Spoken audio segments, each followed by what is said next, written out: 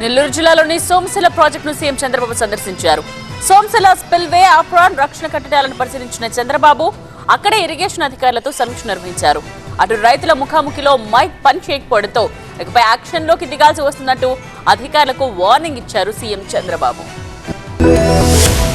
AP ముఖ్యమంత్రిగా బాధ్యతలు చేపట్టిన తర్వాత నెల్లూరు జిల్లాలో తొలిసారి పర్యటించారు చంద్రబాబు. అందులో భాగంగా సోమశిల ప్రాజెక్టును సందర్శించి స్పిల్వే ఆఫ్రాన్ రక్షణ కట్టడాల్ని పరిశీలించారు. దెబ్బతిన్న ఆఫ్రాన్ ప్రస్తుత పరిస్థితి, మరమ్మతులు చేయాల్సిన తీరును చంద్రబాబుకు వివరించారు అధికారులు. ఆ తర్వాత సోమశిల నుంచి కండలేరు ప్రాజెక్టుకు నీళ్లు వెళ్లే కాలువను పరిశీలించారు. ఏపీలో చాలా కీలకమైన సోమశిల ప్రాజెక్టును గడిచిన 5 ఏళ్లలో గత ప్రభుత్వం పట్టించుకోలేదన్న సీఎం చంద్రబాబు సోమశిల ప్రాజెక్టు గేట్లు కొన్ని తుప్పుపట్టాయని, ఆఫ్రాన్ దెబ్బతిందని మండిపడ్డారు. అన్నమయ్య డ్యాం కొట్టుకుపోవడంతో వరద నీరంతా సోమశిలపై పడి ఆఫ్రాన్ పాడైందన్నారు. సోమశిల ప్రాజెక్ట్ పరిశీలన తర్వాత మెట్ట ప్రాంత రైతులతో ముఖాముఖి నిర్వహించారు. ఈ సమయంలో మైక్ పనిచేయకపోవడంతో సమాచార శాఖ అధికారులపై తనదైన స్టైల్లో సీరియస్ అయ్యారు CM Chandrababu. Be clear, administration ఇంకా నిద్రపోతున్నారు. మీరు మర్యాద చెప్తే మీకు అర్థం కావడం లేదు, అందుకే ఇప్పుడు యాక్షన్లోకి వస్తున్నా.